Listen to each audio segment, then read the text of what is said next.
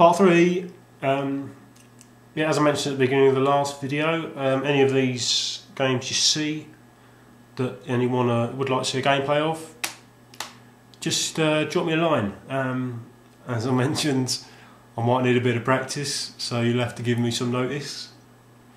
I might even have to play them for the first time even. So I might need a bit of notice, but I'll be happy to do that for anyone. Just let me know. And I'll get that right over to you. Yeah.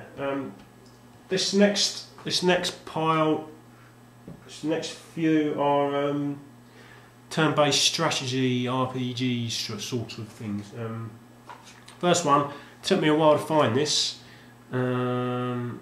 Should be able to get this in Computer Exchange for under £1, I think, or it's at least £1 or most £1. It's Ring of Red.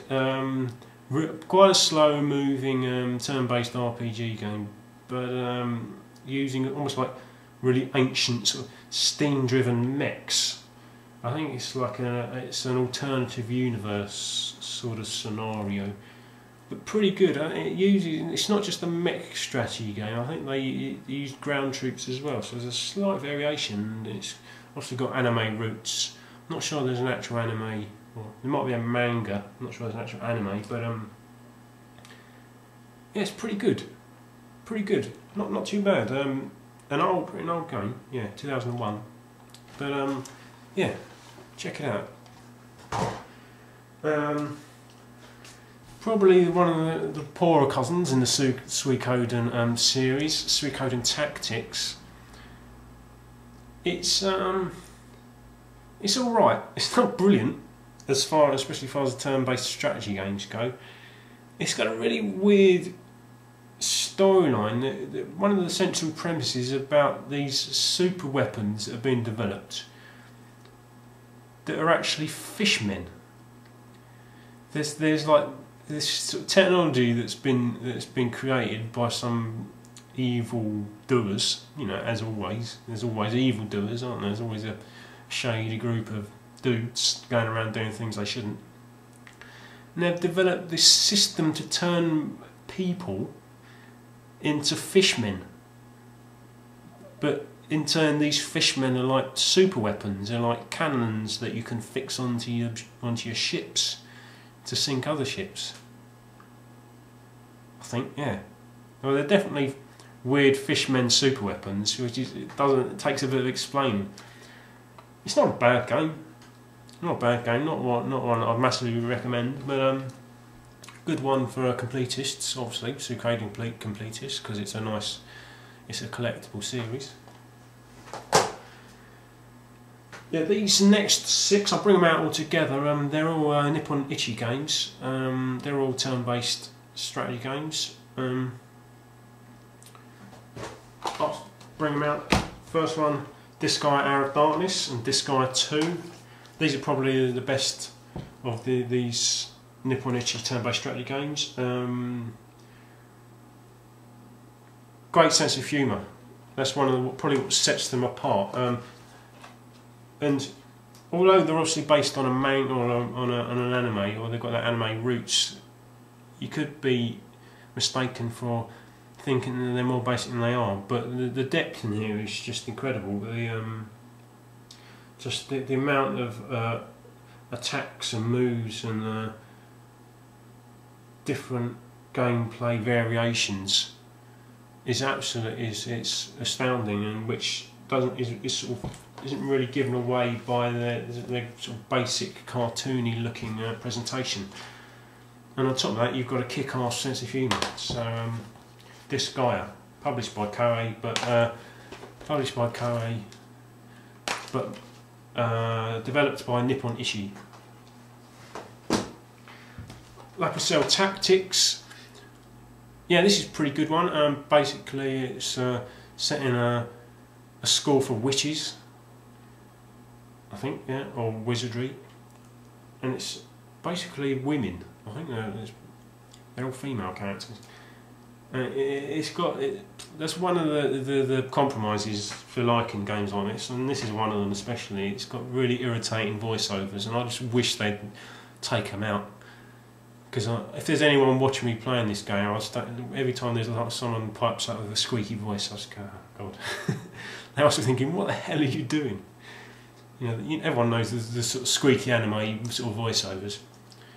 But yeah, not quite as good as the Disgaea games, but still top drawer. Makai Kingdom, like Shadow of the Colossus, I found this in a game, brand new. At the time, it was an old game and had been released years ago, and it was rare. But all of a sudden, a whole batch of them turned up in game, which was weird enough in itself. But not only that, it was £3.98 brand new. And nowadays, these are pretty tough to get hold of. They're not the most expensive game, although they're just difficult to get hold of. Hard as nails, really tough this one. This is probably the toughest of the Nippon Ichi games. But still, that same attention to presentation and looks beautiful, like they all do. They all have the same system. Yeah, another one to recommend. Phantom Brave, very similar to the others, but the variation is there's no grid on the battle screens. It's just sort of freeform. You have a circle with a movement range, and you can go anywhere within that circle, which creates a nice variation. Yeah, it's slightly more colourful and cartoony and less sort of intense looking. But yeah, again, another one, Phantom Brave. Soul Nomad, this is different from the others. Soul Nomad, it's more of a sort of squad based. They're not individual characters, they're squads. They're sort of rooms, and they're randomly generated, and that's a slight failing in the battle system, as of just the design fault really. But this is a rarity. I got this on eBay. I paid 25 quid for this. I wouldn't normally do that, but I know how rare this is and how rarely this turns up on eBay. And you know, that's how I find out rarities. I judge them by how often you see them on eBay and how many copies they've got in on their stock list on the computer exchange. And this rarely appears on either. So, especially as in an English with full English manual and box cover. And this has got both. But yeah, not played this, so can't really say too much. Starting on standard RPGs, I'll bring out the series together. I'm just going to whisk through these. Digital Devil Saga, would like Digital Devil Saga 2, but it's special edition, so I'm holding out for the special edition. Sorry, Shin Megami Tensei. Shin Megami Tensei Lucifer's Call. Shin Megami Tensei Devil Summoner Rado Kazunoya versus the Soulless Army. Shin Megami Tensei Persona 3 FES and Shin Megami Tensei Persona 4. Do you see all those? Yeah. These two are probably the pinnacle. These are the ones that everyone talks about. They're brilliant games. The others are no, they're all brilliant games in their own right. RPG purists, you know, everyone should own them. They're all excellent games.